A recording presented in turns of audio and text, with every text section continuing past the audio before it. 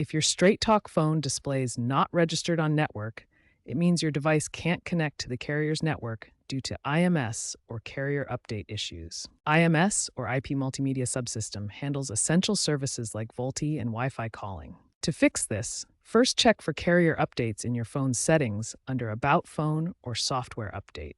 Straight Talk offers an IMS reset tool in their support app for one-click resolution.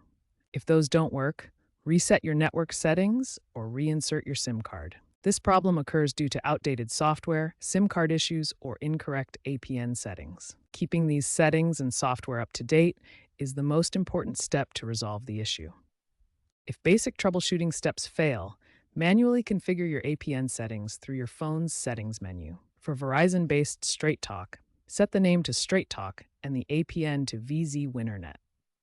Be aware that rural areas with weaker 5G coverage may still experience registration issues due to signal limitations in those regions. Looking ahead, the industry is moving towards automated solutions.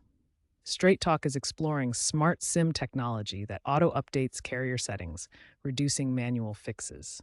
Many phones will use AI-driven troubleshooting and even blockchain-secured IMS in the near future.